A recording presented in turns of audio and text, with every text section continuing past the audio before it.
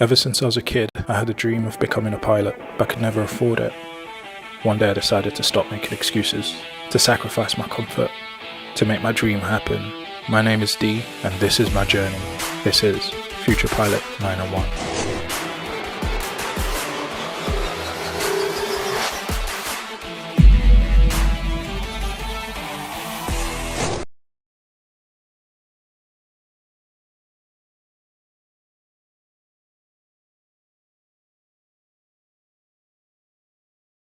Sky Pioneers group and podcast. And today we have an incredible story of grit, purpose, and drive. We have with us DEE LIMBAYA. He's the Donaldson Scholarship winner for 2023 from the Honourable Company of Air Pilots. He's currently a private pilot, content creator for Future Pilot 901, and he's a modular student pilot hoping to go commercial just like the many of us. He's absolutely determined to get there, and his story sure is one of never backing down and always chasing your dreams. Dee, thank you very much for being here. Your story really is very much interesting, you know, from living in your car to training to become a pilot, facing rejection year on year and finally being awarded the scholarship that you so deserved is the kind of story that inspires. To begin with on today's episode, let's kind of dive right in. And what are your kind of early flight dreams, and how did your passion for aviation really start? What got you involved in aviation, let's say? First of all, I want to say thank you for inviting me on. I'm very happy to be here. Can't wait to share with you whatever I have to share. And to be honest, when you are introducing me there, part of me is kind of thinking, wait, who is he introducing exactly? But I guess you are introducing me.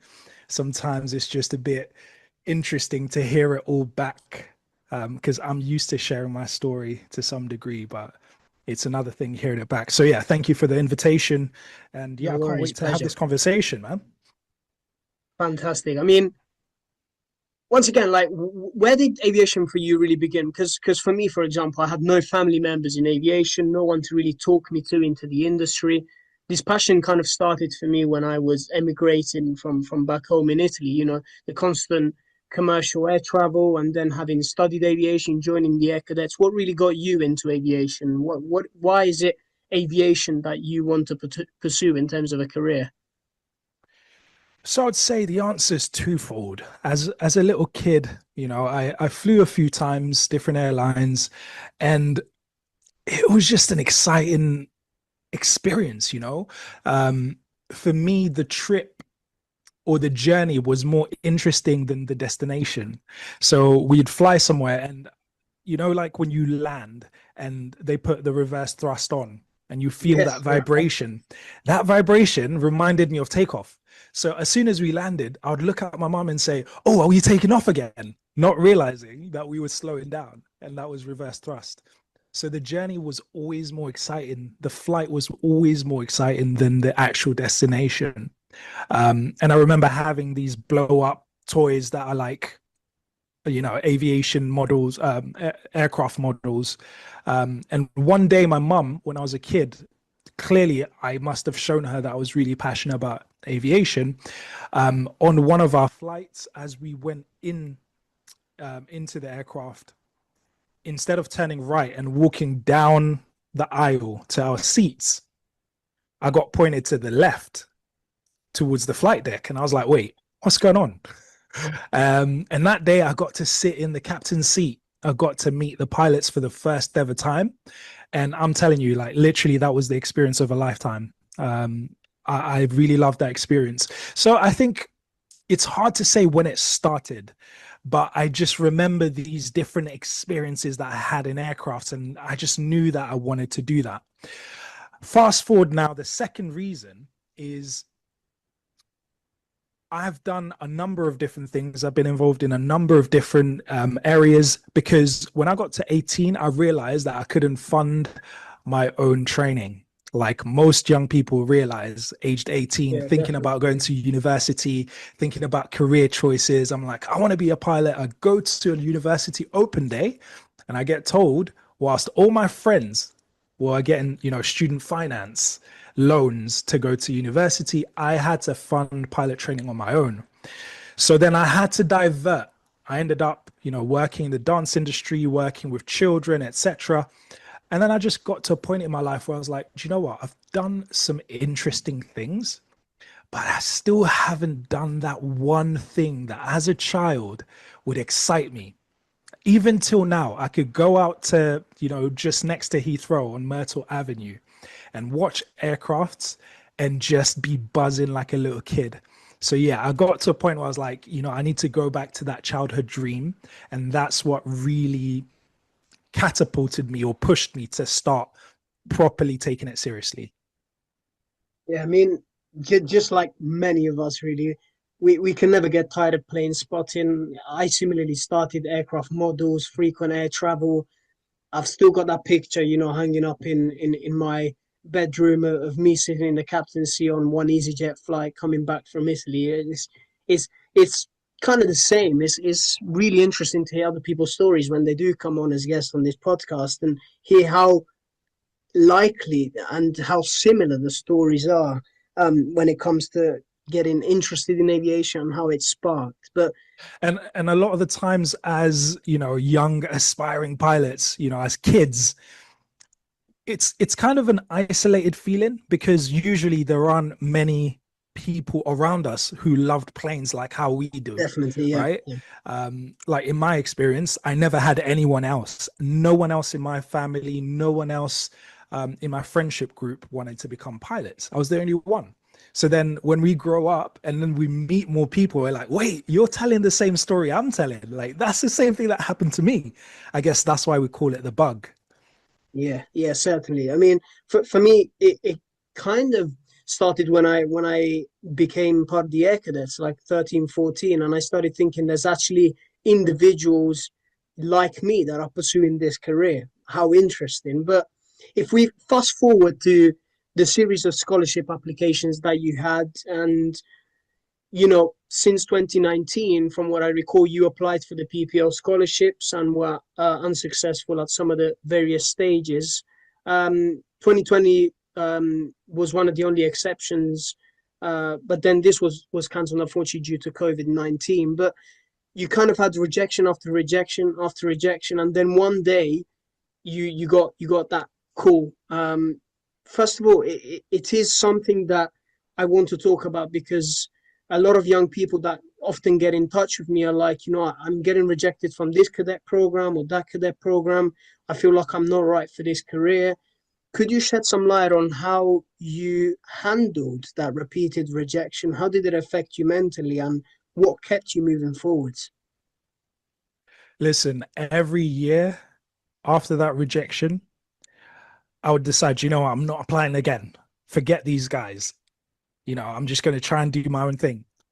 And then as soon as the next round of applications opened up again, I was like, let me just apply.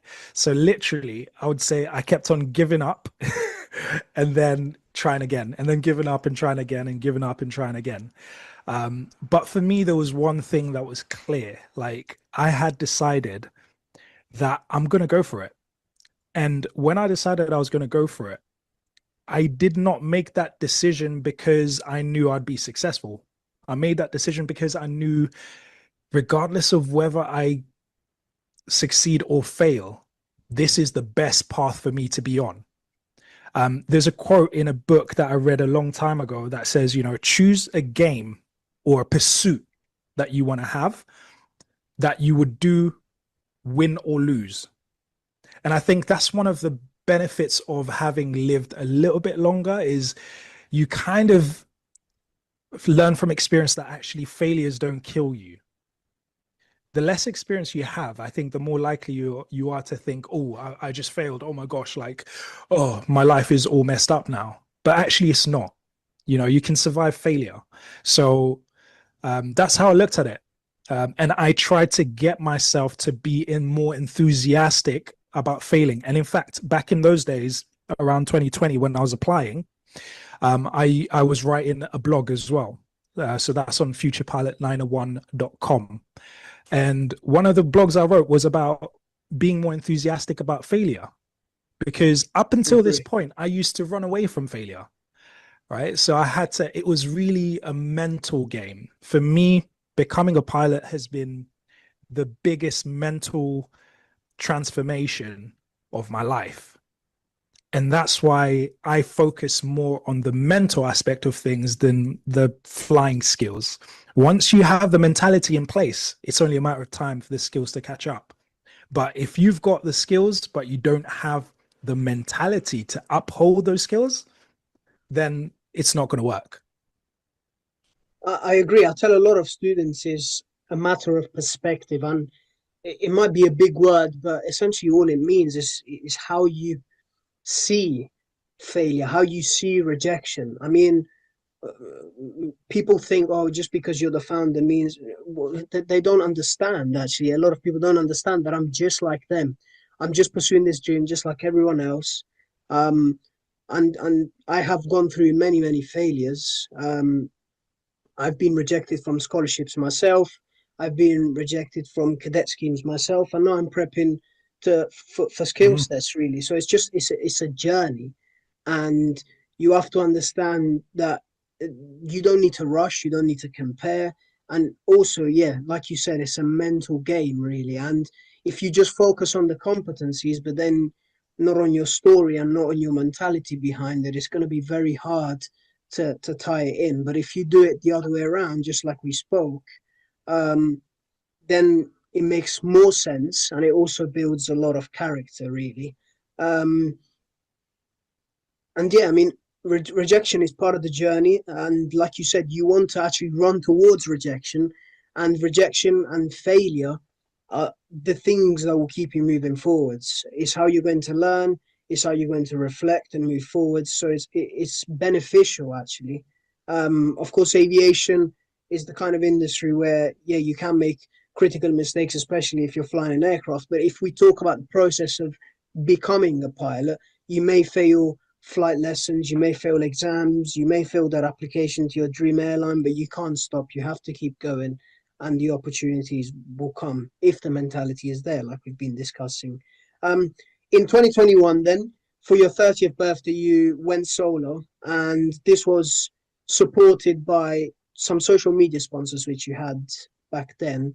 Can you tell us how that moment felt and what it meant to you for your pursuit after so many setbacks that you had in your journey? So I think to contextualize what that moment was for me, I have to track back a little bit to, sharing a bit of the journey. So 2019, I'm thinking, do you know what? Soon I'm going to be turning 30. I want to really start to push towards that childhood dream that I've kind of parked to the side because I couldn't afford it. And at the time, funny enough, I was working 2 jobs, almost full time, right? I was working in a school as a teaching assistant, and I was working in a pizza place in the evening. In total, I was basically working 2 full-time jobs, and I had money left over, right? But because I had this, we're talking about mentality. I had this mentality that it's too expensive, because you look up trying to become a pilot, especially before you've kind of delved into the research a bit deeper, all you see is 100K. It's like, I don't have 100K. I can't do it. It's too expensive. So I had 2 jobs. I had the money to get started, but I didn't. Then I lost the pizza job, right? And I was only working as a teaching assistant. And now I'm looking at my spreadsheet thinking, right, I need to jiggle things around, because here, like, I'm now at a deficit, right? I'm earning less than my expenses. But then I'm also thinking, damn, if I had like an extra £200 a month, I would do even just 1 flying lesson a month. If I just had just a couple of hundred, then I remembered that actually when I was working the 2 jobs, I could have done that. So why didn't I do it? Because I'd convinced myself that it was too expensive. So that taught me that it's not about the money, it's about my mentality. So then I decided, do you know what? I'm just going to go for it and make whatever sacrifices I need to make it happen, basically, right? And I looked at my spreadsheet, I saw how much I was spending on my accommodation, And I was like, what if I could take that money? At the time, I was paying £525 for a room. It's like, if I could take that £525 and put it into flying, wow, I could do at least 1 or 2 lessons a month. All right. I had a car. I watched a documentary where I saw somebody living in a vehicle.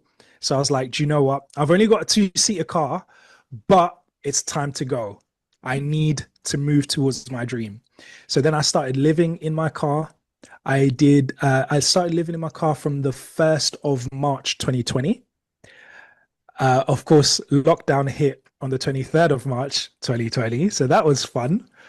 And bear in mind, when I'm living in my car, I'm having to use 24-hour gyms to, obviously do all the sanitary stuff and hygiene stuff. And so gyms were closed. It was a tough time. It was really difficult. My family had an intervention for me. When I told them I was going to live in my car, they were like, what? Why? But you could live with our uncle who's not too far from you. My sister was like, but you could live with me. And my brother was like, look, I don't have much, but, why would you put yourself in that position? And I told them, I appreciate their support, but I had to put myself in a position where I'm uncomfortable so that I can push towards my dream. So basically, to everyone, I looked crazy. And so fast forward now, a few months down the line, I'm obviously, posting on Instagram. I've started a new account on IG called Future Pilot 901, and I'm sharing my story, sharing my journey. People start connecting with me, right? They start to see, oh, wow, like this is really cool. Meanwhile, what people are inspired by, I'm embarrassed by, because it's a little bit embarrassing talking to people saying that I'm living in my car, right? There's an aspect of that that's not so glamorous, especially if you're trying to date, for example. So I'm living in my car. I'm posting on social media. Then the right time comes. I feel the time is right. I'm like, okay, cool. Now it's the run up to June 2021. All right. I set a goal to go first solo for my 30th birthday. Started a fundraiser. People who had only known me from social media gave me a donation. And that was like the most touching thing. I swear, the aviation industry online has been incredible to me. Like from the beginning, very incredibly supportive. And because of those, that funding, that extra funding that they provided, I was able to go first solo. So when I went first solo, I felt like it was the vindication, right? It said, do you know what, D? Maybe you're not crazy. Maybe there's something to what you're doing. Because at the beginning, I didn't know how far I could get. When I decided to live in my car, I didn't know how far I'd get. When I'm telling my family, look, this intervention you've just had for me is unnecessary because I know what I'm doing. Let me do it my way because I need this. I looked crazy. But then when I did the first solo, that's like a stamp of approval from life, really, saying that, you know what, I'm on the right path. So it meant a lot. And I won't lie, I'm lucky enough that I filmed my first solo and it's on my YouTube channel. And afterwards, I had to cut it out, but I was in tears, man. I was in tears because it took a lot of pain, a lot of perseverance, a lot of strategizing, sacrificing, and discomfort to get there. But it was worth it. Oh man. Oh, just listening back to all of that, I feel like I've went through the journey with you. Honestly, it's nothing but raw determination, my friend. So I can only congratulate you. And it's the first time I hear about it in its entirety, really. So that is one very bold move and one that you can take with you to the airlines. And I'm sure that that determination that you had, you still have, and you will have. And you let your reality shape your trajectory, really. And you stood your ground and you said, look, this is what I need to do. and yeah, throughout the whole of it, you stayed determined, really. So nothing but Well, congratulations, really. yeah, I appreciate that, man. I appreciate that. And I think, you know, I'm very careful to not glamorize everything because it's not as glamorous when you're going through it. No, And certainly, yeah. one thing I want to highlight is that it was driven by pain and frustration, you know? And so when I see people failing, I'm thinking, yo, like, don't miss out. Like, that's fuel. That pain, that frustration is the kind of fuel that if you can channel it, it will make you sacrifice things like you've never sacrificed before, that can make you stand out, that can propel you towards your dream. Because for me, it was one thing I didn't mention is in 2019, I believe it was, or was it 2017? 2017, I got a job right next to Heathrow in a school. So every day I'm watching planes take off and land. I get the dates confused. It's 2020, 2019. I'm at a school. I'm working with kids in the playground. I look up, I see an aircraft taking off. I'm like, I'm stuck here, but I want to be there. I'm stuck here, but I want to be there. And that built that frustration where it's like, oh, why can't I just do it? And then that frustration of thinking, wait, you had some money left over when you had two jobs, pretty much full time on both jobs. You had money left over. Why didn't you do even a few lessons? I was so frustrated with myself for not making progress. I was frustrated with the situation I found myself in. And I just wanted progress some way, somehow.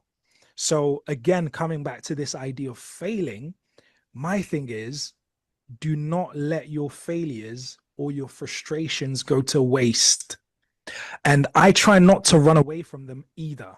You know, like sometimes we fail, we just want to forget it. I try not to do that. I try to let it burn me so that I can use it as fuel. So that when you see me being maniacal about studying, about sacrificing, about pushing, about turning up to that, you know, applying again after having failed and applying again. It wasn't from a la la land, happy days, woohoo, yay. No, it was from, man, I'm sleeping in my car. Oh, I need to get past this. Got to apply. What do I have to lose? So I'd say never let your failures or your frustration go to waste. Yeah, it's kind of a let's say something I can relate to, especially after having lost my medical last summer. Yeah. Whilst I was prepping for Seoul, it was 6-7 months before I got back into an aircraft, and it was extremely frustrating. You know, all my exams lapsed because of it, and I had to build myself back up. And yeah, things happen, and life happens, right? Yeah. So you've just got to remain focused on what your ultimate goal is. And I love the analogy of letting it burn, because you have to embrace the pain, and you've got to turn that pain into purpose, you know. Yes. So that's genuinely how I've used my own failures, my own rejections, and my own step backs to kind of push me forwards. Use pain as purpose, and always remember why I started, you know. Remember the childlike me in the captain's seat and the Mm. feeling that I had when I was there, you know. So that's what has been keeping me going all this time. But if we fast forward to 2023 in your journey, Dean, you then progressed to the final stage of the Honourable Company of Air Pilots scholarship process. And having read your report, you got the call, or you got the email during your work break. I'm talking about Heathrow. You spoke about how it was the perfect opening to an email with Heathrow Airport as like a backdrop to you, and you had the word congratulations. You know, and after so long, it's almost like, am I really seeing this? Is it really a dream, or is it really happening? You know, it was your year that year, really. But walk us through that moment after all your pain, all the burning and all the sacrifice, what did that email mean to you? Listen, I dropped down to my knees. I was punching the air. I was in tears. I was like, I was messed up, man. I was totally messed up because, again, it's like through the challenges, through the sacrifices, I built up this tension. And when you have those successes, it's just a release of that tension. So yeah, it was an amazing day. I was on my break. I just stepped out of the school that I was working in, scanning through my emails, see the email there, congratulations in red. It's like, what? I didn't, at that point, you're like, the rest of the emails, like, I'll read that later. The most important word was the congratulations. But at the same time, after that burst of emotion, I kind of sobered up and I was just like, do you know what? Like, I will be happy when I get my license, isn't it? Like I will, having lived as long as I lived, which is not too long, but I've had my fair share of experiences. And I remember once where I got this job and I thought I had it in the bag. Everything was lined up. I made one little mistake and that job was wiped off, right? So the job offer was taken back. And then I had to fight to get it back. So that taught me, until I've put pen to paper and signed something, anything can happen. So even though I was like super excited, I had to sober up and just say, okay, cool. Like I still need to get a contract here. I still need to sign something. I still need to actually start the training. But it was very exciting. I bet. I mean, yeah, I mean, after all those trials and tribulations to get an email like that, you can only thank God, thank your hard work, and thank for the strength, really, that you had within yourself to move forwards, really. And just before we kind of move on from that, I just wanted Sure. to point out one thing that you said, that happened to be my year, and it just happened to be my year because look, if I look back at the process, was I perfect during the process? No, not by any stretch of the imagination. I wasn't perfect. At the interview, there are definitely some questions I felt like, I could have been stronger on. And I wasn't as strong as what I would like myself to be. But that taught me the fact that you don't have to be perfect to make progress. And sometimes we hold ourselves back. We think, oh, I'm not at the level that I want to be, so I won't try. When actually, even though you're not at the level that you want to be, you could still make progress and you should still try.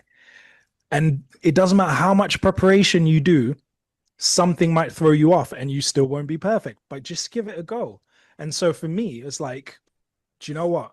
I'm grateful because if I hadn't got it, I would have gone, do you know what? Fair enough. I wasn't as strong as what I thought I wanted to be. So I felt very fortunate, very blessed, and very grateful to have actually been handed the scholarship. But I should also mention this. When I applied for the first time in 2019, I had one trial flight, 30 minutes under my belt, right? When I applied in 2021, I had maybe five hours under my belt. When I applied in I'm skipping 2020 because that was cancelled due to COVID lockdowns. Yeah. In 2022, when I applied, I probably had about 15 to 20 hours. When I applied in 2023, I was around about 30 hours. So despite the fact that I was failing, I still determined to progress and to move forward some way, somehow, battle, make progress so that I could have something new to put into the application each year. Cool. And I felt like that, that was a core part of the journey. If I just waited at the initial 30 minutes of flight time, like I was in 2019, I probably wouldn't have been a good candidate to get the scholarship. But because I class myself as a low risk scholar, right? Because I was at 33 hours Of course, flight yeah, time. certainly at that point, yeah. I'd done my 9 theory exams, they were out the way. I'd passed all that.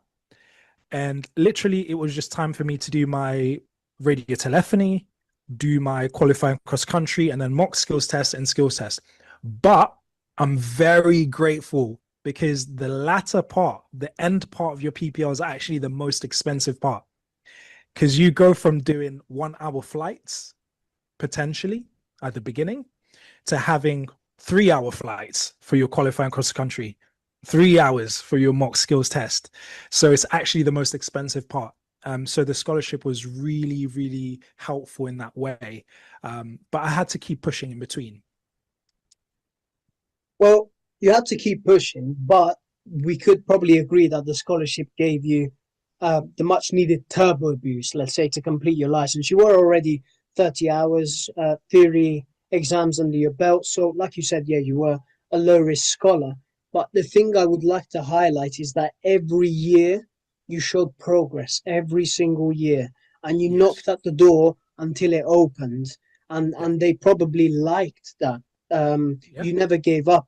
Is that relentlessness that we've been talking about, you know? So talk us through the last few hours of your scholarship then, because you were already at 30 hours.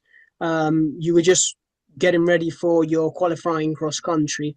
So yeah, talk us through a little bit about what you did with the scholarship hours, really.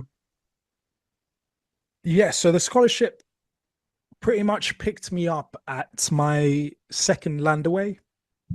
But because it had been such a gap between my flights, you know, struggling to pay for flying lessons, I used to fly, you know, 6 months of the year, maybe have like a month gap sometimes between each flight. So I had to go back to my landaways. Did a landaway at Southend, did a landaway at Shoreham, and then I did my qualifying cross country from Northfield to Southend to Shoreham and back to Northfield. So yeah, incredible views. I love flying along the coast. It's just really, you know, it's a joy. And I'm not flying cruising at 38,000 feet. I'm cruising at 2,000 feet, where you can see the topography, you can see all the features, you can see, like, it's just incredible. There's nothing like it. And I absolutely love the experience. It was definitely a great experience to look back on. And I would even go as far as to say, you know, the scholarship itself was super valuable. As you say, just the turbo boost at the most expensive point. What I have found to be even more valuable than that is the aviation community, right? Agreed, yes. Is being tied into the air pilots, having access to somebody. And I've been involved, and maybe later on I'll tell you a bit more about some of the projects I'm involved in, but I've been able to meet people from, you know, retired captains to, you know, current captains and first officers and people who are involved in recruitment and all of that. And the wealth of information that comes out of being in that community is incredible. And to me, is even more valuable than the scholarship money. If you get what I'm saying, it's really valuable. I really do. I mean, having that support network is massive, and it's everything, man. Yeah, of course. No, whilst you had challenges going into the scholarship, you enjoyed your hours and your training, but there were turbulent times too. You know, like you faced exams delays with your radio telephony FRTOL stuff, but it was to the thankful support of the air pilots that they really did help you navigate and get through these difficult times of your training as well, because pilot training is not easy. There's a lot of different things to try and navigate, and having a support system, having a mentor, and I had that with my early scholarship.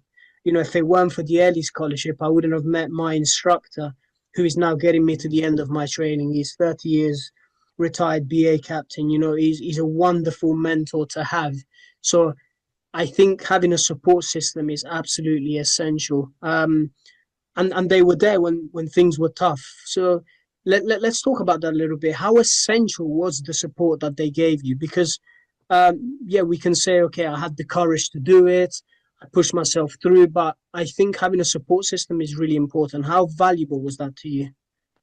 Oh man, it's super valuable, man. It's exactly what you need because you know when you're less experienced, the reason why it's so important to have that mentorship is okay, imagine you're for the first time on this planet and you've landed, you're in the United Kingdom, right? Let's say since we're both in and around London kind of area, let's go for London, right?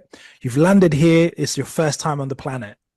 Now, right now, the weather is warm, but then in a few months, it's going to get colder, right? Now, if it's your first winter, you're going to be like, oh my gosh, I'm going to freeze to death. Everything is like the whole world's upside down, right? Things will throw you off and you don't really have an idea of, can I survive this? And one of the most valuable things that I get from people who are more experienced than me is they look at some of the challenges I have. They're like, oh, yeah, that's fine. You can work through that. I'm like, wait, what? Like, I can get through this winter? Yeah. Just get yourself a coat and, make sure that you do this and, use this heater and use that and you'll get through the winter. Really? Yeah. Okay. All right. Fine. I guess there's hope. So they help to really contextualize things because they've been through the cycles, they've been through the mistakes, they've been through the failures, they've been through the challenges. So then they can see you go through a challenge and they see a way through and they can, sometimes when you don't believe that you can make it, sometimes you need to borrow somebody else's belief in you. Yeah, big one. Just to keep you going until your own belief kicks back in, and so that's the value of having people who are further ahead support you and mentor you. It's very important. Is I like to say as them letting you, how can I put this into words? So it's essentially them instilling confidence in you whilst you're Right. lacking in your own. It's almost like them believing and being confident in you more than you are confident in yourself. Yeah. And that's more than normal to go through those periods, And again, pilot training is not easy. It's a very difficult time to navigate financially, mentally as well. There's a lot to learn, especially with the deadlines of the scholarship. In the week before your skills test, you practiced everything thoroughly. You did armchair flying, which is massive, by the way. I'm a big believer of armchair flying. And you essentially also move your test a little bit forwards to wait on good weather, which is a good decision. Because essentially here you're already being tested on how you are as a pilot in command. It's very kind of hyper-focused preparation, but essential really when it comes to the skills test. What was going through your head when you finally came out of that aircraft on the 16th of August 2023 and you had passed your skills test? A new world awaits, a new adventure awaits, is like, all right, I actually get that stamp of approval now, like even till now, when I fly, I have to pinch myself because that child who is saying, I want to be a pilot, right? And as a child, it wasn't necessarily articulated, I want to be a pilot of a 777 aircraft for this airline. That wasn't it. These are details that are being filled up much later or filled in much later, right? It was just, I want to have the ability to fly a plane, a fixed wing aircraft. And now I'm qualified to do that. It's like, it's mind blowing. It's, it's incredible. And if you had told the 2020 or 2019 me that, hey, look, in, a few years, in 4 years time, you're going to be passing your skills test. You're going to have your license. You're going to be able to fly with family, with friends. You're going to be able to go on these adventures. I would have bitten your arm off, man. I would have bitten your arm off. But the funny thing though is this, and this is the power of writing down your goals, because I believe there's a study that showed that people who actually write down their goals, not just talk about it, write it down, are more likely to achieve it. In my plan, I actually had it to get my license by 2023. Now, I didn't know how I was going to make it. I didn't know I was going to get a scholarship. I didn't know how I would afford it. But my plan was definitely to have the PPL by 2023. And then when I looked back at those plans, it was like, wow, like it's actually happened, you know, and so it's so important to ask for it. And, you know, and I asked for it. I asked for that, and I put in the work, and I had incredible support from family, from the Honorable Company of Air Pilots, from the aviation community online. And what I like to say is my success in that moment of passing the skills test was not just my success. It's the success of all the people who have been with me on that journey. Absolutely. And I'm very grateful to them. Well, I like that. I like that because on your journey, well, at times it was just you, and I can't. Well, I can't relate to probably how lonely it must have been, but Oh, very.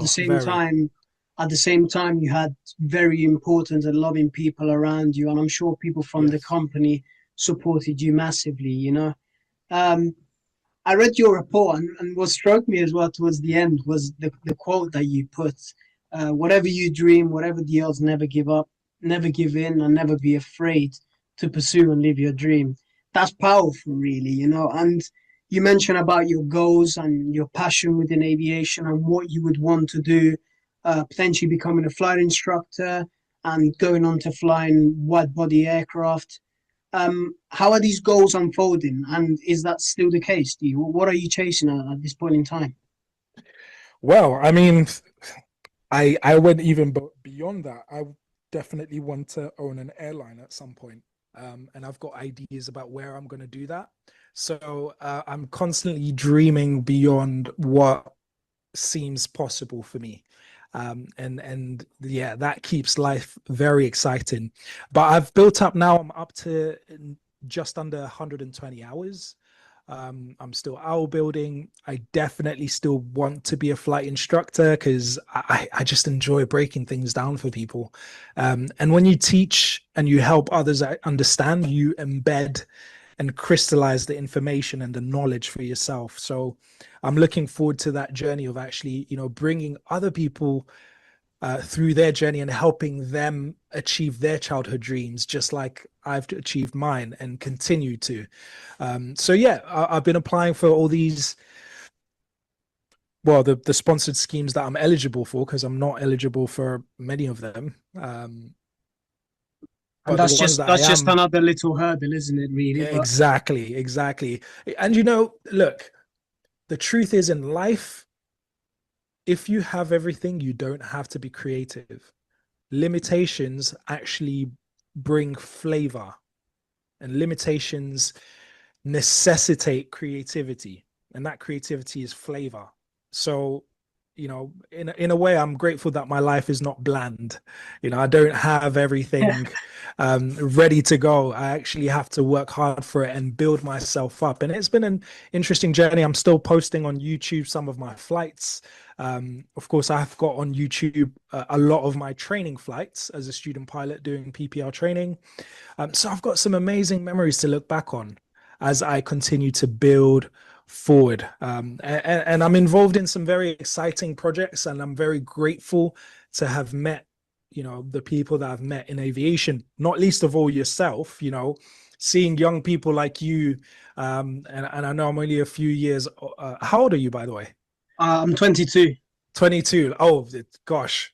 See, I'm 34, right? So at your age, I was firmly in the dance industry, Nice. not thinking about aviation at all. And if there's any regret that I have, which I don't have any, if there was one regret, it would be that I didn't just chuck myself into the aviation community at that age. But the truth is, I didn't even know where to start.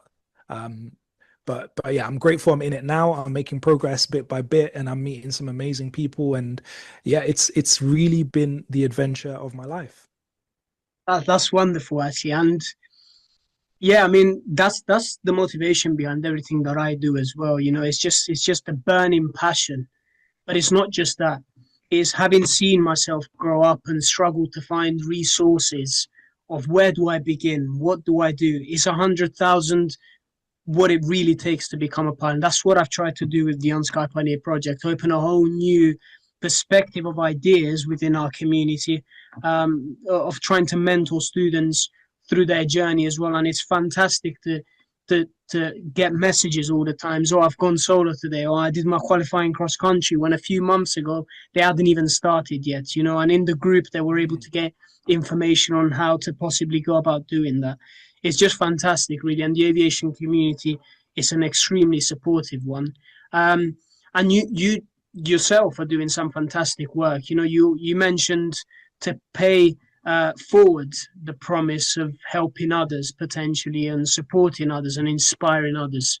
Um, I mean, I know the work that you do, but just very briefly, how are you doing that now, of paying the promise to pay it forward through your projects such as Future Pilot 901 and other projects that you're potentially involved in working in?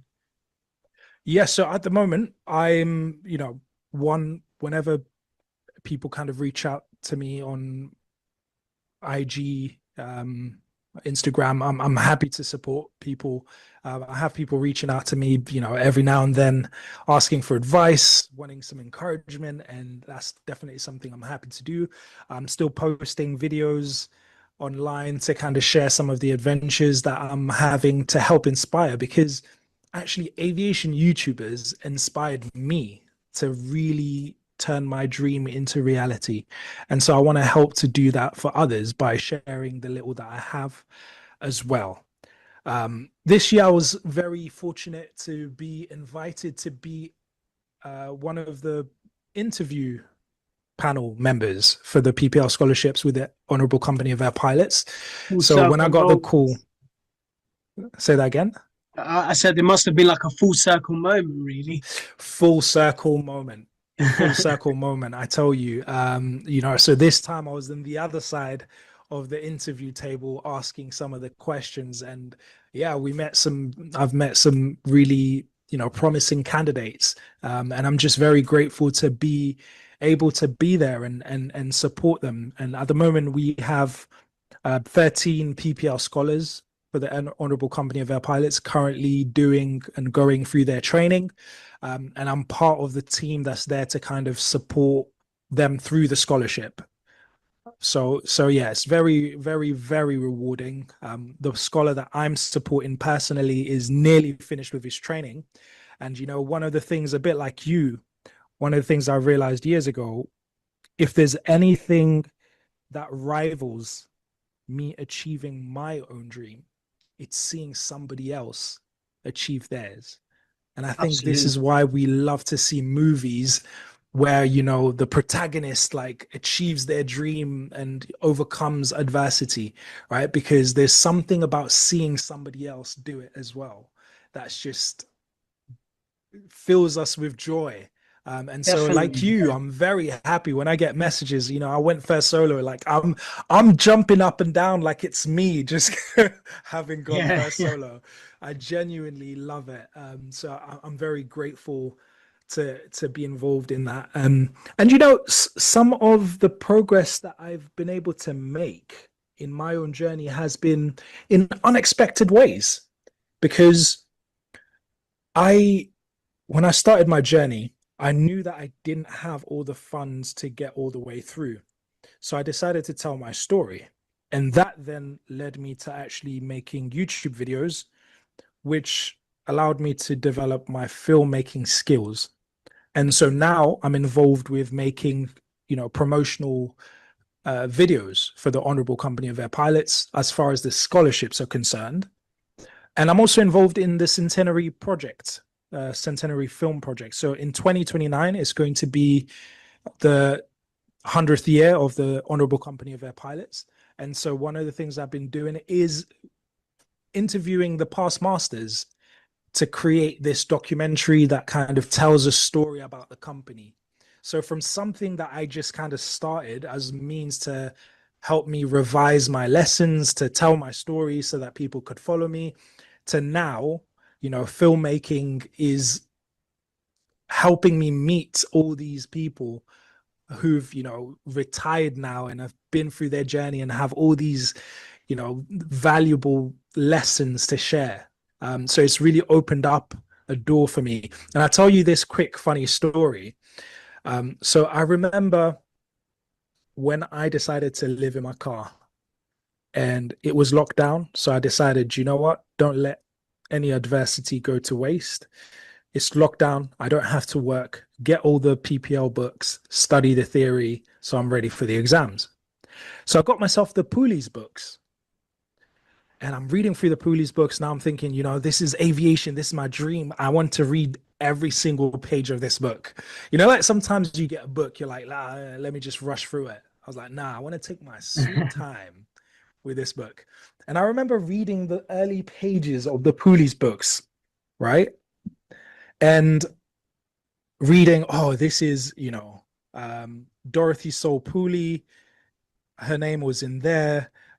There's Robert Pooley, his name is in there. I was just like reading what they're about and all of that before I actually got into the content. Now, fast forward years later, and like I said, I'm involved in this centenary film project, and I'm interviewing past masters, and I found myself sitting down in the living room of this past master, and she was talking. And she was saying, you know, I've been involved in making these Poolies books and like proofreading, and I've been an instructor for, and I'm thinking, hold on a second. I've just had a flashback. Dorothy Soul Pooley. I remember being in my car, cracking a Poolies book open, reading your name, Dorothy Soul Pooley, you know, as I was at the beginning parts of my journey, beginning phase of my journey. And now here I am, full circle, another full circle, sitting in your living room, interviewing you for the centenary year film project. I was just like, wow. If you told me that in 2019, I would have believed you, you know? So what I will say to people out there is, you know, everyone has a different path, a different story. Like their story just shapes in a different way, but don't let anything that you have around you go to waste. If you've got a talent, you got a skill, and you can use it to help you in your journey in aviation, use it, because you never know what door it will open, and it helps to make you unique. You know, I'm a package deal. I was a scholar, but as a scholar, I came into the company with the ability to, you know, make films. So that made me stand out. So make yourself stand out. You've got these gifts, these interests, these abilities within you. Don't just minimize yourself and be a pilot or be an aspiring pilot. You're so much more than that. Aspiring pilot, student pilot is just one piece of what you are. And if you can bring in these other sides to you, then you can make it an even richer experience. And that's been my goal. I mean, sometimes taking the path of, let's say, of being unordinary, of doing things that nobody else is doing, of being that black sheep, right, in our society, is of potentially taking the path of most resistance, is where you will not only just learn, but uncover things about yourself that you may not have known otherwise. So, to be honest, your story from repeated rejection, humble sacrifice, triumph which you have faced, to now giving back is everything that aviation stands for, really. So I'd just like to thank you for coming on today, Dee. And listeners, follow Dee at Future Pilot 901 on his YouTube, his Instagram, and on different socials. You can also check out futurepilot901.com. Dee also has a podcast himself, so make sure to go check it out. Once again, Dee, thank you so much for joining us today. It's been my uttermost pleasure to have you on as our guest today. Yeah, my absolute pleasure, man. Thank you for the invite. And yes, you talked about it. I've got Future Pilot 901 live every Monday, 7 p.m. on YouTube and on Kick British Summertime. And I'm looking forward to having you on my channel. So Absolutely. hopefully in a few minutes, we're going to reverse this and I'm going to get to talk to you about your story and find out a bit more. So if people would want to join that as well, then that would be amazing. Certainly. Thank you very much, Dee. That's a wrap, everybody. Thank you very much for listening. Stay blessed, stay relentless, and whatever your dreams are, keep going because hard work pays off. Until next time, wishing you safe skies and have okay weather. Ever since I was a kid, I had a dream of becoming a pilot, but could never afford it. One day I decided to stop making excuses, to sacrifice my comfort, to make my dream happen. My name is Dee, and this is my journey. This is Future Pilot 901.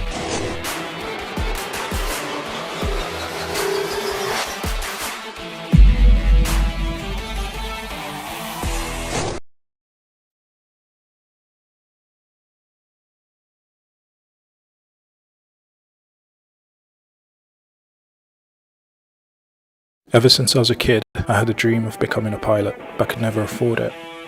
One day I decided to stop making excuses, to sacrifice my comfort, to make my dream happen. My name is Dee, and this is my journey. This is Future Pilot 901.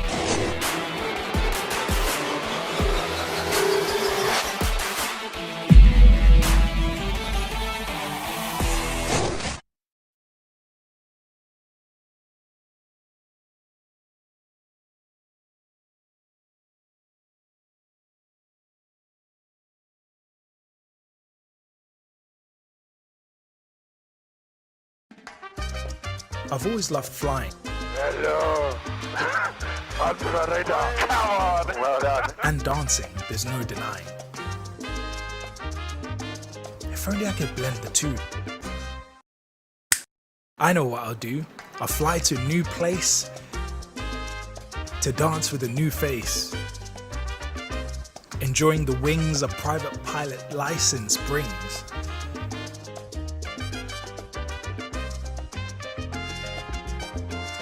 That was a little bit gusty. Just made a no-fly decision.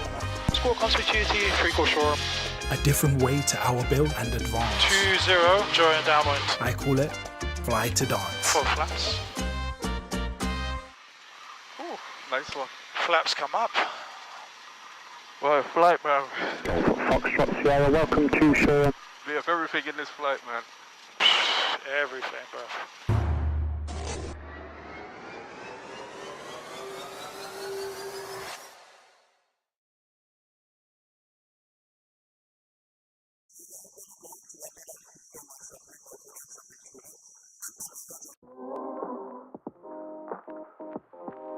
Nice takeoff.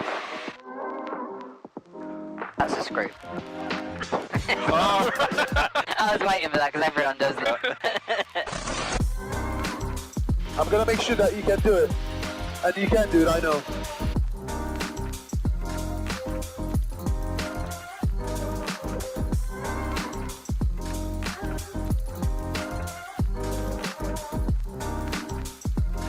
You get to the height of a double-decker bus. How about this height? Smoothly throttle to idle. Smoothly raise the nose. This is floating. It's float. Yes, man. Good food after hard days of flying, bro. Bro, it's needed, man. That landing. Woo. I'm worn out.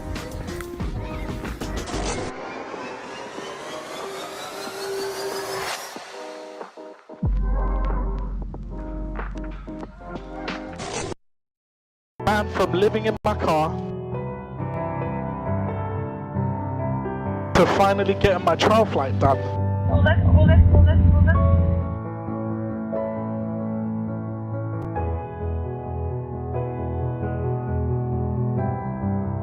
To being in this moment, Hey, come on. well done. Was it worth the sacrifice? Oh man. Pull back. You pull back more.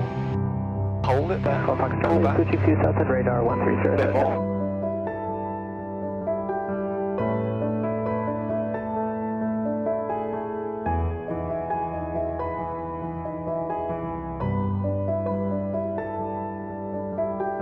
listen.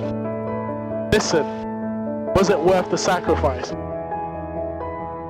So, power right on centre line. Listen, if you have a dream,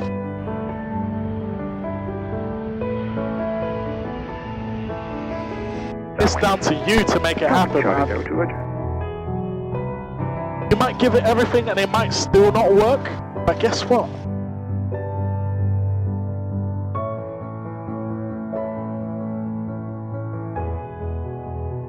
The journey makes you a better, stronger person. Can you imagine what kind of person you would become if you didn't pursue the one thing that you thought was the best thing in the world? You didn't pursue it. What kind of person does that make you after 20, 30 years of doing that? But when you chase what you believe is the most valuable, the most beautiful, the most awesome thing that you can do, and you give it everything, win or lose, you become a better person.